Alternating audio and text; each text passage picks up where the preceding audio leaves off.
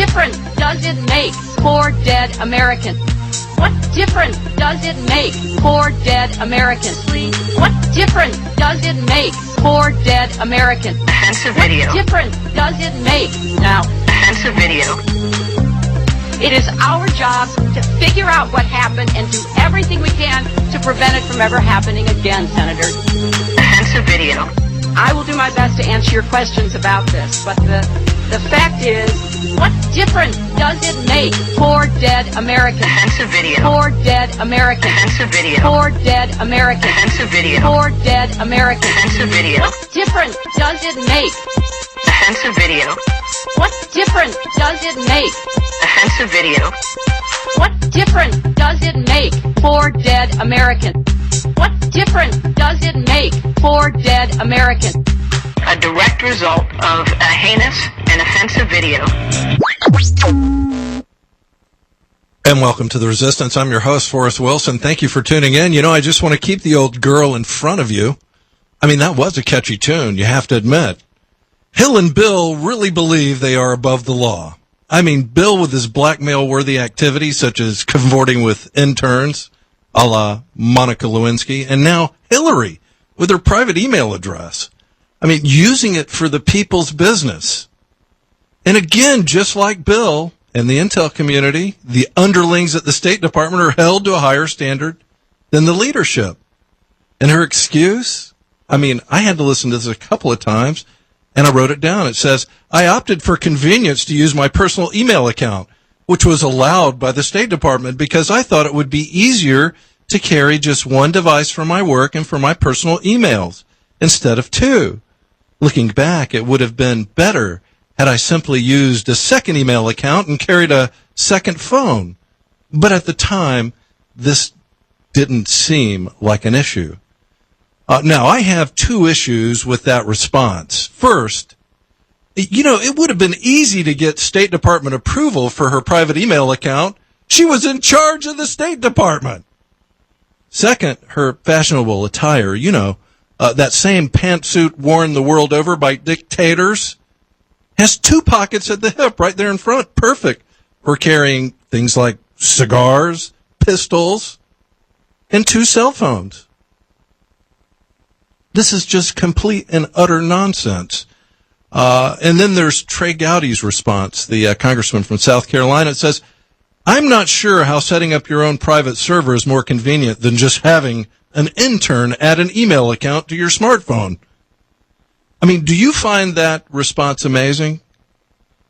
They still let interns work with the Clintons. Now remember, this woman attempted to take over health care before the Islamic commie and President of the United States signed the Affordable Health Care Bill into law. But look, do you like your health insurance? If so, it's probably slated for cancellation. My policy was going to be replaced by Obamacare. I had a catastrophic policy, and I loved it. It was inexpensive, and it suited my needs. I'm healthy, I take care of myself, and I don't want the government telling me what I need and don't need. Anyways, I recently signed up for Medishare. It gave me a legitimate opt-out to the insanity of Obamacare, and I bet you by the time I'm finished with my premiums over the course of a year, I pay less than the fine. And I'm not funding Planned Parenthood, abortion, or the morning after pill. Listen up. You know, 80% of America identifies as Christians. Are you a Christian? This is a great way to rebel against Obamacare. If you self-identify as a Christian and you truly accept the Lord Jesus Christ as your Savior and attend church on a regular basis, I want you to consider Medishare. Medishare, a program of Christian Care Ministry, is a health care sharing program whose members share financial resources to pay each other's medical expenses. Medishare is not insurance. Resources are shared directly between members. Now, look, I just was curious, so I got a quote, and they gave me a quote for a family of 6, $274 a month. I think the original quote, I think that came out was $300 or less. Members of healthcare sharing ministries like Medishare comply with the Affordable Care Act and do not have to purchase health insurance or pay a penalty. Since 1993, Medishare members have shared more than $682 million in medical expenses. And because of its large network of providers, members have saved an additional $295 million in medical costs. Look, I went online at mychristiancare.org, and I looked at all of the providers in my area. It was damn near everybody. Medishare was designed for Christians who agree on a specific set of biblical values and lifestyles. Listen, I want you to go to mychristiancare.org and check them out. mychristiancare.org. It's not for everybody, but look, if you want to save money, not fund Planned Parenthood, abortion, or the morning after pill, maybe this is for you. Or maybe you just want to resist like I do. mychristiancare.org. Their telephone number is 800-772-5623. 800-772-5623. Just tell them Forrest Wilson sent you. And, you know, I'm on a crusade. Yes, I'm on a crusade. I want to show people an option to the government-run health care. If 80% of Americans identify as Christians and 56 or whatever the number is in opposition to the overtake of our healthcare system, then this may be for you. That's a huge number. Anyways, this program that you're listening to right now is not sponsored by Medishare, nor am I formally associated with Medishare. I just believe in this ministry, and I've decided to promote the freedom from oppression this program offers. I helped get somebody signed up today, one less statistic for Obamacare. And if you'd like, I'll come speak to your group or to your congregation on the benefits of Medishare. And I've got tons of brochures. Look, I just love these guys. I want to help them any way I can. You can contact me through our website, wethepeople1787.org, or you can call this station. I'll be happy to follow up and give you all the reasons why you need to join this ministry. This is just an amazing opportunity for those of you in opposition to Obamacare. So what is the result of the progressives' agenda? And, you know, Obama's a progressive, Nancy Pelosi, Harry Reid, the list goes on and on. Pretty much any Democrat now is considered a progressive. Well, it impacts economic freedom, and according to the Heritage Foundation, the United States Economic Freedom Score is 76.2. Jack, that doesn't sound too bad, does it? You're shaking your head no. That makes our economy the 12th freest in the world in the 2015 index. Hell, we ought to be leading the world, America. Instead, we're 12th. Its score is 0.7 point higher than last year, with modest gains in 6 of the 10 economic freedoms, including control of government spending. By the way, you know what the 15th is? That's the day that they have to raise the debt ceiling because we run out of debt. You know, we're $18,150 billion in debt now. Did you know that? The 15th. So, anyways, the Heritage Foundation goes on. I don't think we're controlling government spending, but anyways, outweighing a slight decline in business freedom. Although the precipitous downward spiral in U.S. economic freedom since 2008, and you know what 2008 was, Jack, right? Put your headphones on, dude. Anyways, 2008 was when the Anointed One was elected to the White House, and I believe he was sworn in on the Quran. Anyways, U.S. economic freedom since 2008 has come to a halt in the 2015 index. A 1.6 decline in overall economic freedom over the past 5 years reflects broad-based deteriorations in key policy areas, particularly those related to upholding the rule of law. And, you know, our president doesn't even uphold the rule of law. Anyways, so this thing has been, we've been in a downward spiral since 2008, but I don't think it was much better before, during the Bush years. We ought to be number one. I don't know why we're not number one, other than you and I. You know, we've got a voice, and we ought to bring it up. We need to stand and scream at our elected leaders. We should be number one on this Heritage Foundation economic freedom score, not number 12. We are behind Australia, New Zealand, Switzerland, and Canada. I mean, think about that. And apparently, we're also behind countries like Chile and, of all places, Estonia. Anyways, the economic post-recession recovery has been characterized by slow growth, high unemployment, a decrease in the number of Americans seeking work, and great uncertainty that has held back investment. Increased tax and regulatory burdens aggravated by favoritism towards entrenched interests, in other words, cronyism, have undercut America's historically dynamic entrepreneurial growth. Well, I guess I've got to agree with the Heritage Foundation assessment. Our economic freedom is waning. This country should be number 1, not number 12. And I believe our great leader has contributed precipitously to this decline in American economic freedom. Number 12 is just hideous. We ought to be number 1. I want to take a short break. I'm going to bring in a guest. This guy has 5,000 employees and operates in 32 states. You're going to want to hear what he has to say. He's been on the show before, but I want to bring him back. His message is simple, and it's very important. You're listening to The Resistance, AM 600 WBOB The Answer, FM 100.3, 222-TALK. Call us and weigh in. We'll be right back with our guest. Let's return to We the People with Forrest Wilson. Once again, here's Forrest. I want to bring in someone who knows a thing or two about economic freedom. David Bego. He's the president, CEO, and founder of Executive Management Services with approximately 5,000 employees in 32 states. He chronicled his fight against the Service Employees International Union in his book, The Devil at Our Doorstep, describing in vivid detail the impact of unions on the economic and political landscape of America. David, welcome back to The Resistance. How are you? Oh, thanks, Forrest, for having me on. I'm doing fine. Does it surprise you that the Heritage Foundation gave the United States economic freedom score a 12? No, number not 12 at all. in the world, number 12. No, not at all, because I talk to people about this all the time. The mainstream media says everything is getting better, and people are getting jobs, and unemployment's going down, and all that. And we don't see it across the country. We see companies cutting back on jobs, eliminating jobs. We see wages going down, and it's all because of this president's policies. Well, without a doubt. In fact, I'll take it a little bit further. This 2015 Index of Economic Freedom, the number 1 country for business freedom, and they give it a 100, is Hong Kong. And, of course, the United States is an 89. And a lot of that has to do with the regulatory burden, doesn't it?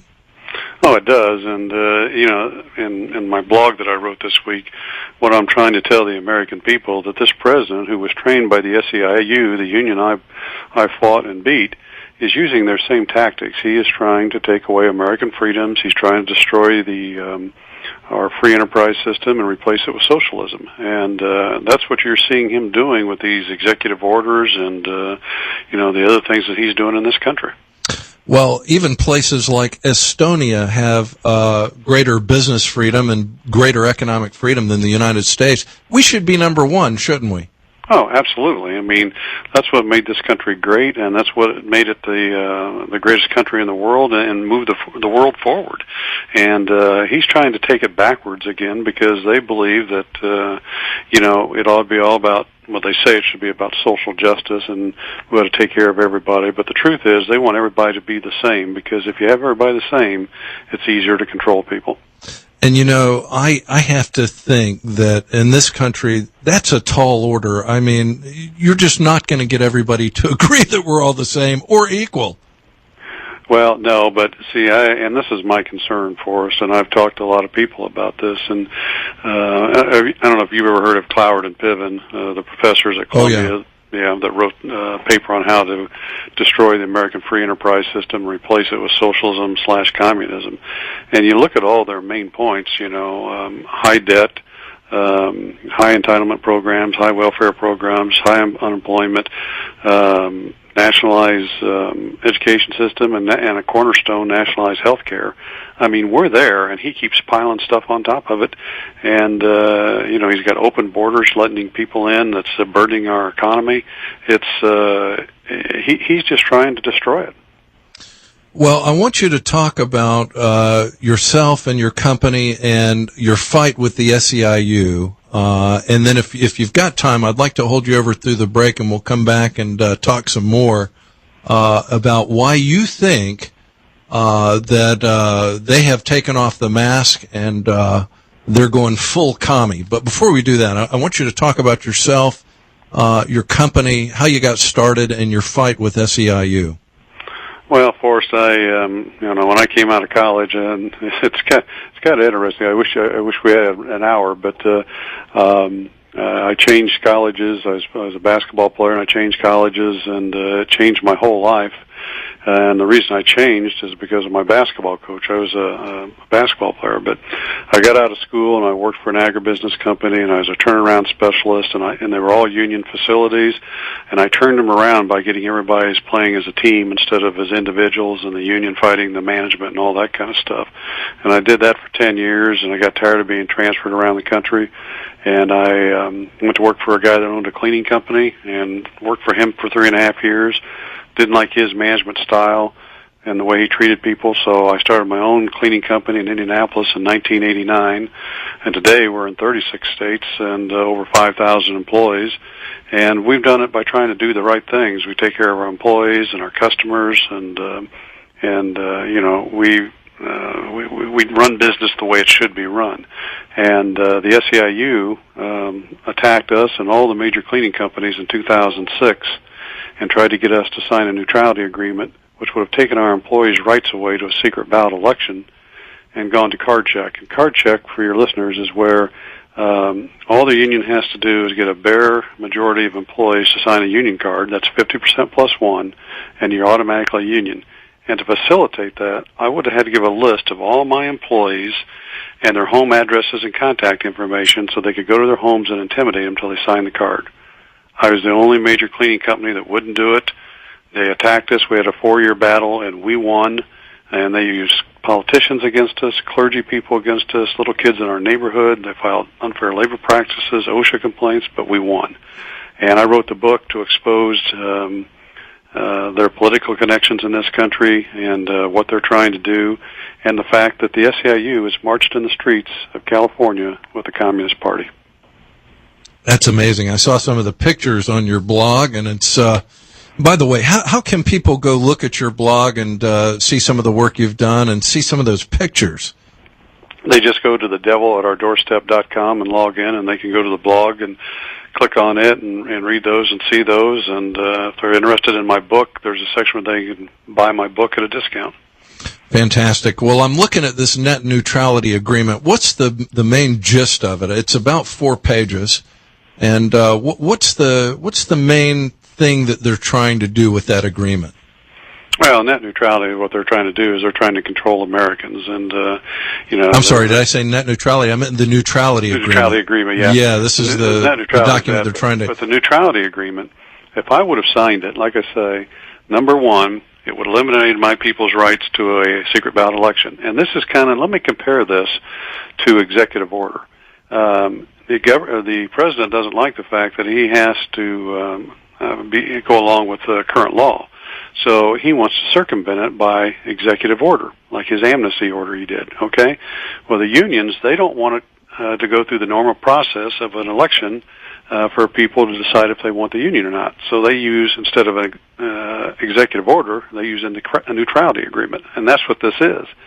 And it imposes card check, like I said, and the employer that signs this has to give a list to all the employees so they can go intimidate them, and they do. They will go to their homes, intimidate them, and threaten them until they sign the cards.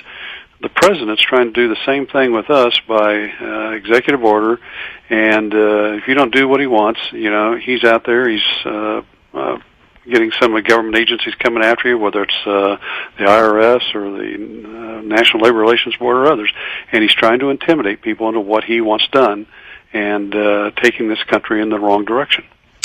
Well, it's it's stunning what has happened in the last 6 years since he took office, and I'm really fearful for the next 2 years. Did any of your competitors sign these neutrality agreements? Every one of them but me. Every single one. And all the big ones, because they were after the big companies like us. And The reason they do is because they don't want to be intimidated in the press or personally, and put up with all the tactics that they come after you with. And this president does the same thing. People that oppose him, and think about it, he goes after and he attacks them. Think about what he said about Walker and Right to Work this past week.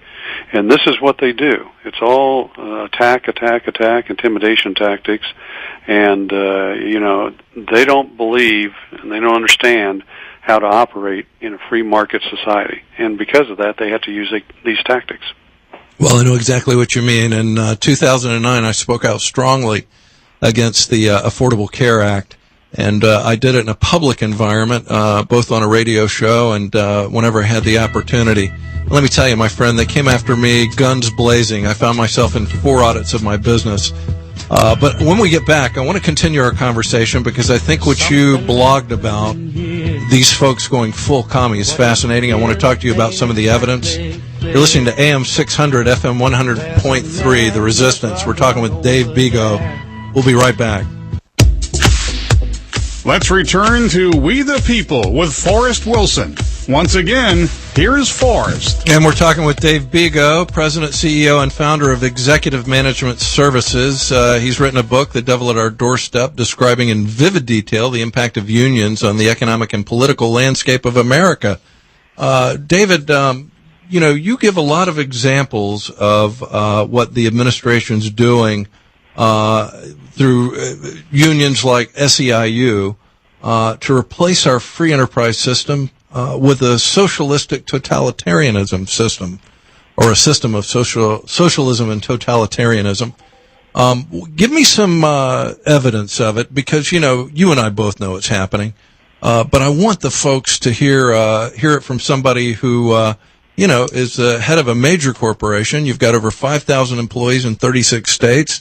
I mean, what's going on here? Give me some concrete examples that you see out there. Well, I listed some of the things the president's done since his this past election with his amnesty order and his through the National Labor Relations Board, his ambush election rule he's handed down so that unions could basically, it used to be elections, and this is a big thing for unions, were 42 days period. With this new rule, which goes into effect next month, by the way, I think it's April 14th, the unions can reduce the election period to 21 days, but if they bypass the discovery period, which they'll do, because they'll be getting employee information and harassing employees behind the scenes before that, it'll go down to 10 or 11 days. Man, if you're on vacation, you might miss the election. Well, that's right. Yeah, and that's the thing. And then, the racial divide that he's creating in this country, in foreign affairs is a failure to negotiate and control Iran's nuclear ambitions, the ISIS situation, net neutrality, even though that came from one of the government agencies, behind the scenes he was pushing that because he wants to control what Americans do. And I want to say something about net neutrality. This is particularly dangerous because the internet is really the place where the blogosphere exists, where I believe most of your future reporting on events is going to come from. It's a direct attack on the First Amendment, isn't it? Oh, it absolutely is, and he doesn't want people to have free speech. And I'll get to this with the union bosses in just a second, but the other couple things I had was the ban on ammunition for AR-15s, which that one's been pulled off the table right now, but I'm sure it'll come back. Oh yeah. And then proposing another budget that with huge deficit increases, and we're already $18 trillion in debt. But these are the same type of things that I saw with the SEIU.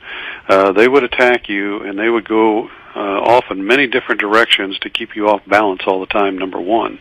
And number two, they were all designed to put you in a position where they would have control over you. And what people don't know about this president, or a lot of them don't understand, is that in 2008, he spoke in front of the SEIU in Chicago. And if you go to I've got a blue link on my blog that says Obama and the SEIU sitting in a tree.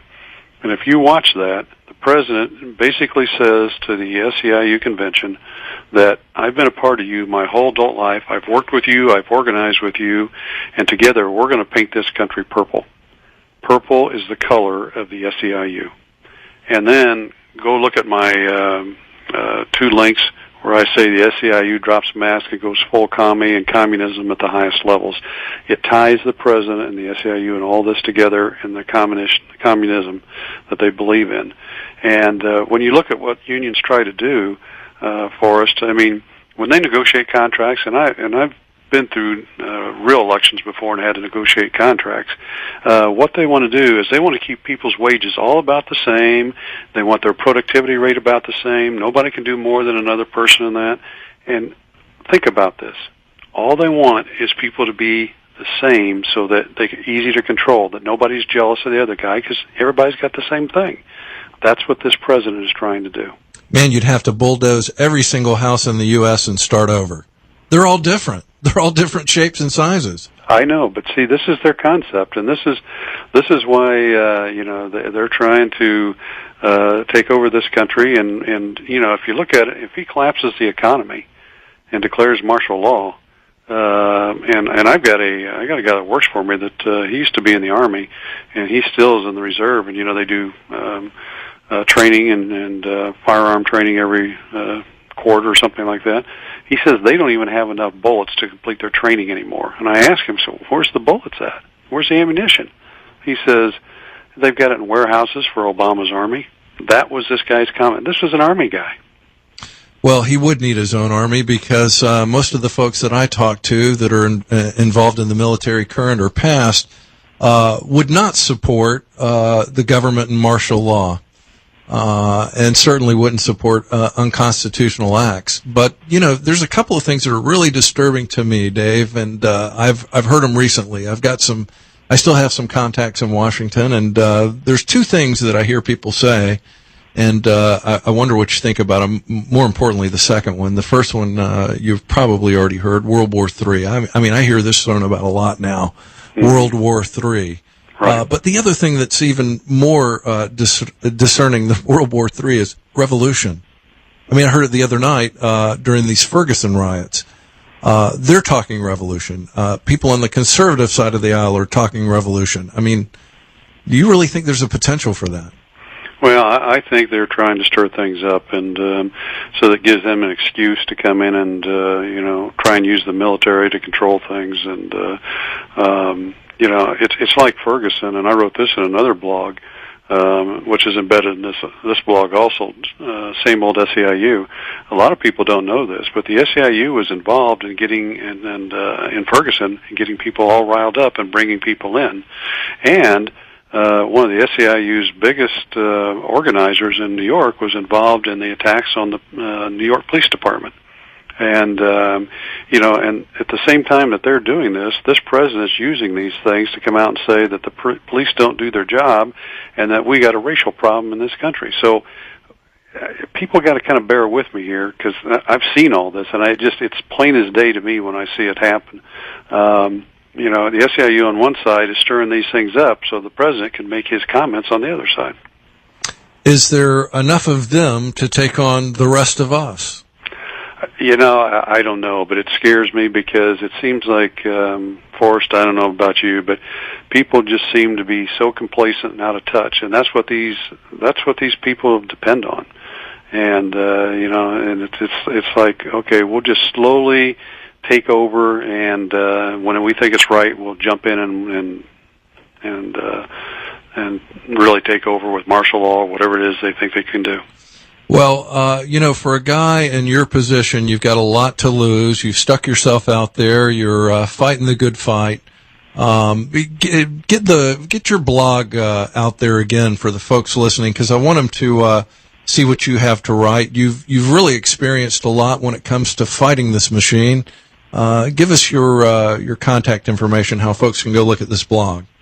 Yeah, it's the devil at ourdoorstep.com, and like I say, that's where the blog is, and they can get my book at a discount and that. And just one of the quick thing I wanted to say is at the bottom of this blog, and I don't know if you saw it, but I was on a radio program in California a couple of days before Christmas, and one of the listeners sent an email to the talk show host, and it said a salute to Dave Bego for his courage. But what's interesting is underneath, this guy said he was a former chief in-house legal counsel for the SEIU, and basically what I've been saying is right. He says under the leadership of former social worker become socialist president of the SEIU, Andy Stern, SEIU members were transformed from public servants to public enemies.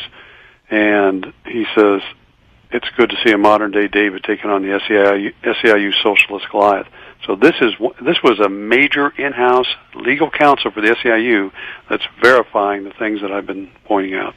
Well, in the last couple of minutes here before we have to go to break, why are you doing this? Why are you doing what you're doing? I applaud it, but I just want to understand why you're standing up.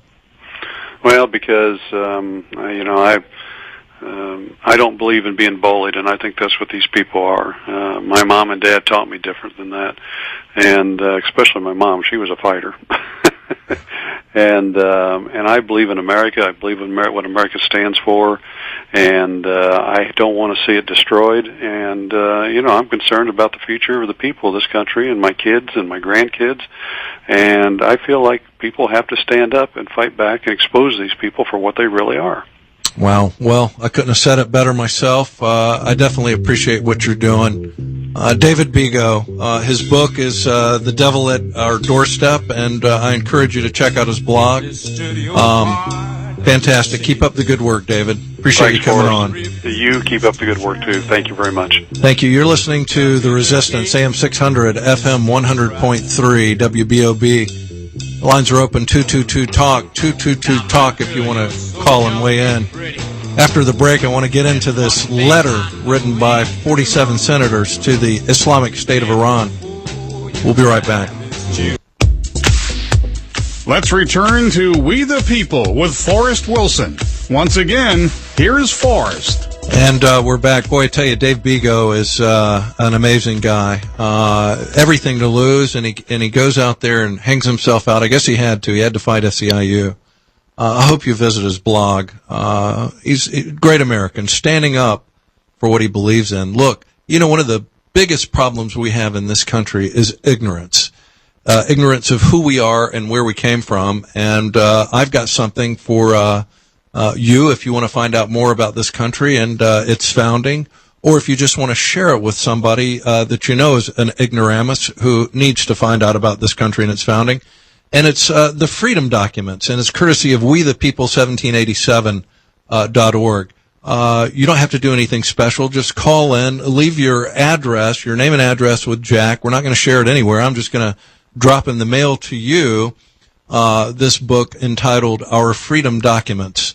And in that book, amongst all of the fine documents that you'll find, is the Mayflower Compact, Abraham Lincoln's Gettysburg Address, the Constitution, excerpts from George Washington's farewell address, as well as the Declaration of Independence. I tell you, if you just read this book, you'll get a good idea of the founding of this country and the men and women that risked their lives to bring freedom to the world. I want to share one other thing with you very briefly, and that is this MetaShare program that I've talked about previously, and I try to talk about every single opportunity that I have. If you're looking for an alternative, as I had to find one, and you want to opt out of the insanity of Obamacare and not fund Planned Parenthood, abortion, or the morning after pill, I want you to check out MetaShare. And if you're a Christian, and 80% of Americans self-identify as Christians, and you accept the Lord Jesus Christ as your Savior and attend church on a regular basis, and boy, I tell you, today, I think you'll find the answers there. But I want you to consider MetaShare. MetaShare is a program of Christian care ministry. It's a health care sharing program whose members share financial resources to pay each other's medical expenses. You can get in touch with them at mychristiancare.org, mychristiancare.org. Their telephone number is 800-772-5623. I'll say it again, 800-772-5623. And tell them Forrest Wilson sent you. And you know I'm on a crusade to show the people an option to the government-run health care. And I like to say this, I'd much rather deal with a Christian than a bureaucrat. And that's all there is to it. Now, there's all this dust-up over the letter that was sent to the Islamic State from 47 senators. I'll give you the list of signatories that weren't on the letter. I repeat, these people weren't on because it'll take longer to go through the people that were. Lisa Murkowski of Alaska, Jeff Flake of Arizona, Daniel Coates, Susan Collins, Thad Cochran, that shouldn't surprise anyone, Lamar Alexander, and Bob Corker. All of these are these people might as well be Democrats. I'm surprised they don't caucus with the Democrats. Anyways, an open letter to the leaders of the Islamic Republic of Iran. And the reason I'm reading this to you is because there's no reason for a dust-up. In other words, Tom Cotton and the other 46 senators that signed this letter are simply trying to educate the Islamo-fascist morons of our system of government. And it says, "It has come to our attention while observing your nuclear negotiations with our government that you may not fully understand our constitutional system. Thus, we are writing to bring to your attention two features of our Constitution, the power to make binding international agreements and the different character of federal offices, which you should seriously consider as negotiations progress. First, under our Constitution, while the President negotiates international agreements, Congress plays a significant role of ratifying them. In the case of a treaty, the Senate must ratify it by 2/3 vote. A so-called congressional executive agreement requires a majority vote in both the House and the Senate, which, because of procedural rules, effectively means a 3/5 vote in the Senate. Anything not approved by Congress is a mere executive agreement. Second, the offices of our Constitution have different characteristics. For example, the President may serve only 2 4-year terms, whereas senators may serve an unlimited number of 6-year terms. As applied today, for instance, President Obama will leave office in January 2017, while most of us will remain in office well beyond then, perhaps decades.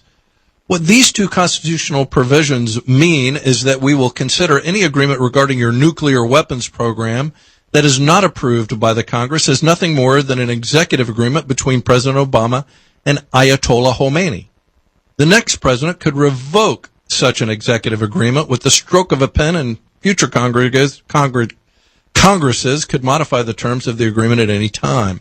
We hope this letter enriches your knowledge of our constitutional system and promotes mutual understanding and clarity as nuclear negotiations progress. Sincerely, Tom Cotton and others, 46 others to be exact.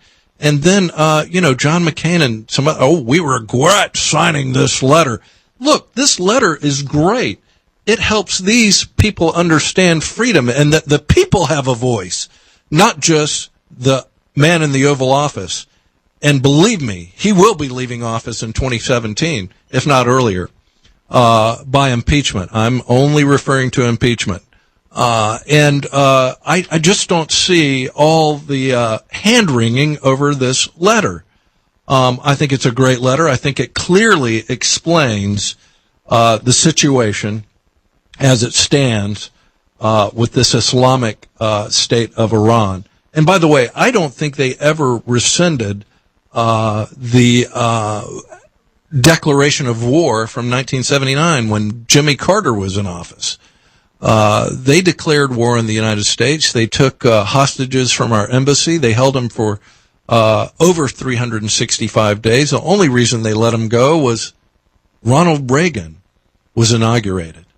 Just prior to his inauguration, they let go of every single one of those hostages because they knew the resolve of Ronald Reagan. Now we've got a president where they don't know his resolve, and I think it's important that the Ayatollah Khomeini understands the resolve of the American people, hence the purpose of this letter. And if you're listening, Ayatollah Khomeini, my resolve is the same as these 47 senators, regardless of what they're saying now. And I think a whole lot of other people would join me. You better negotiate in a clear and consistent manner. And if you don't, I can guarantee you that won't be ratified by the People's House. Any agreement made with of all people, John Kerry and Barack Obama. I mean, we couldn't have picked two worse negotiators. An anti-war guy and a commie. Just amazing to me. Anyways, that's where we're at. This is the state of affairs. Now, there's one other detail before I go today. He's talking, President Obama, about taking this to the UN if there's any chatter or problems with the People's House. Now, that would be an act of treason for the UN to ratify this treaty and not our Congress. Can you imagine? I mean, good heavens. Anyways, I just thought I'd share that letter with you because I wanted you to hear it. I hadn't heard it read anywhere, although it is online. You can go read it. And I think it's an excellent treatise of the way our government works. We have co-equal branches of government. You talk about equality, there is your equality. Unfortunately, the president doesn't recognize this. Anyways, I ran across something that I'm going to share with you in the final couple of minutes of the show. And I want you to play clip 3 for me, if you will. And this is amazing. And I just thought I'd play it. Is ISIL, which calls itself the Islamic State. Now let's make two things clear. ISIL is not Islamic. No religion condones the killing of innocents. All right, let's stop it right there. You're right. No religion condones the killing of innocents unless they're infidels. And that religion is Islam. And this is who we're negotiating with. And they also believe lying to advance Islam. One final point before I leave you. During the negotiations, I don't know if you saw this. It was either last week or the week before. Two things. They burned an effigy of Obama, and then they attacked a mock-up of one of our carriers in the Persian Gulf. I mean, I just can't imagine that we're going to get a good agreement out of there. Call your senators and congressmen. Make sure that we've got an agreement that keeps nukes out of the hands of Iran, a sworn enemy of the United States and Israel. You're listening to The Resistance, AM 600, FM 100.3, just 1 hour on a Saturday. I hope you'll join me again next weekend. Thanks so much for listening.